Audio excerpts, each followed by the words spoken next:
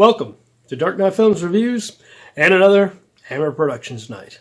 Tonight, I will be reviewing The House That Dripped Blood, released in 1971. Directed by Peter Duffell, from a script by Robert Bloch, starring Denholm Elliott, Peter Cushing, Christopher Lee, John Pertwee, John Bennett, Joanna Dunham, Joss Ackland, Nyree Dawn Porter, and Ingrid Pitt. Now, this is not a Hammer film. This is a anthology film from Amicus once again. And in my opinion, this is the second best Amicus Films horror anthology. Next to Torture Garden. It is very well directed by Peter Duffell, and the stories written by Robert Bloch are pretty excellent. The first one is the one that really stood out for me, and I enjoyed immensely. Number one, it gives Denholm Elliott a leading part in something where he gets to really show off his acting chops. Now, this segment is titled Method for Murder, and his co-star in this is Joanna Dunham, who plays his wife. And the only thing I didn't like about this segment was the way that it ended. And that's a reoccurring theme with these stories in this film, and that's probably why it's not my favorite of the anthologies over Torture Garden. But Denholm Elliott is excellent in this. He has a really good, easygoing chemistry with Joanna Dunham, and it's just unfortunate that this awesome story of this writer that is slowly looking like he's going mad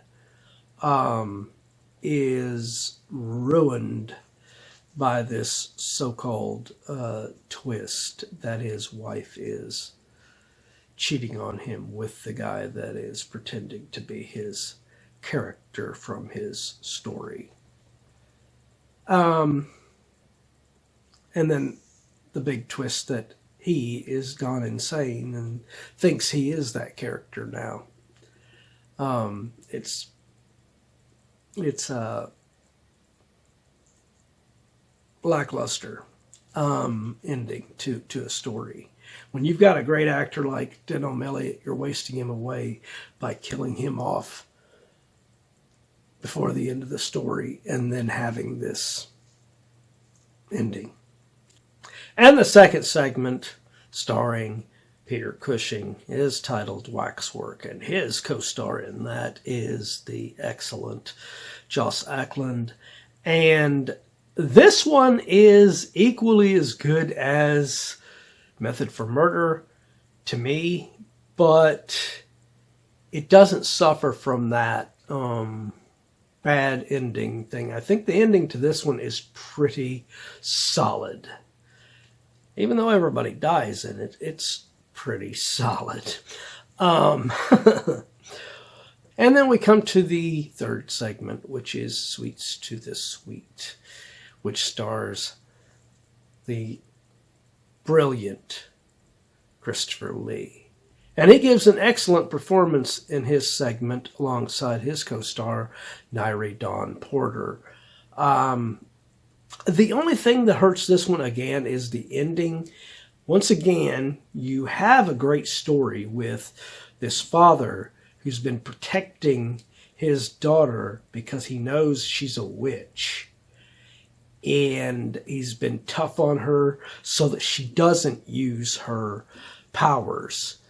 And near the end, he's trying to prevent her from killing him. And he sends Nyree Dawn Porter's character of Anne to stop it.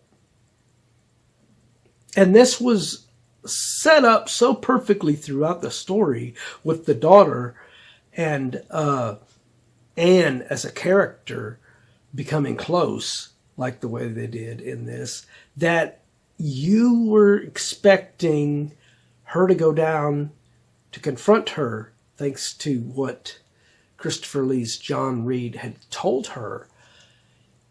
And you're expecting the daughter to use her witchcraft powers to mind control Anne and have Anne do her bidding to kill John.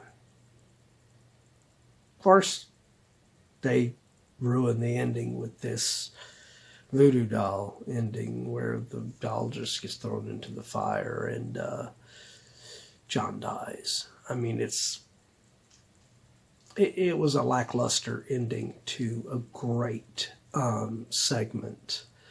So far, the only segment out of this is Waxwork that, to me, had a pretty damn good story all the way through and did not suffer from a bad ending.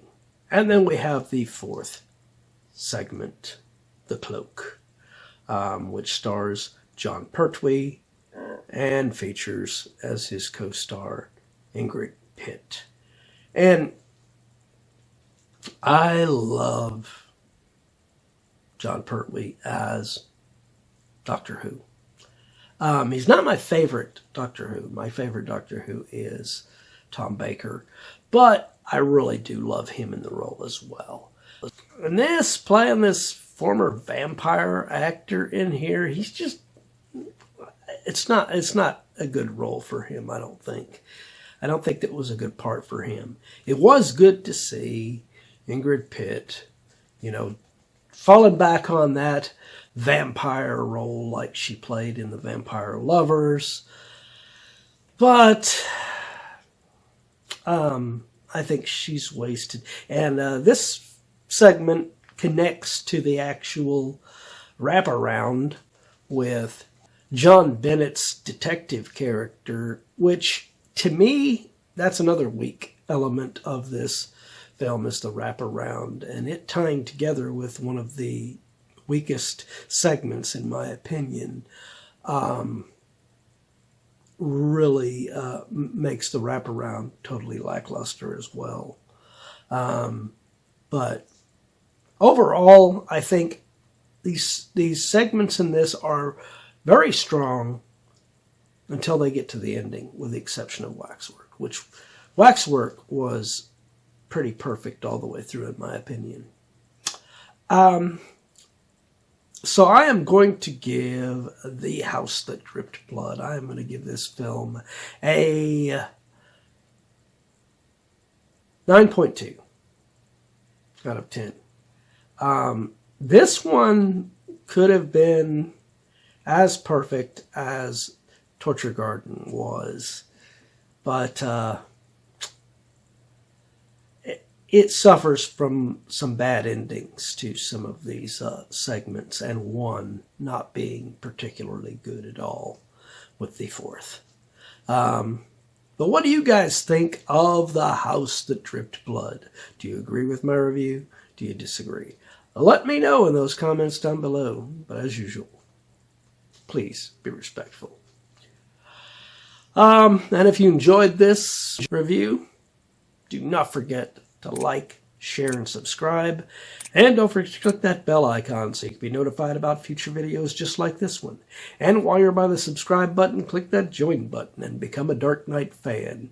As a Dark Knight Fan Plus member, you have access to an area on the channel right now where you can request a movie, TV series, or ranking video of your choosing.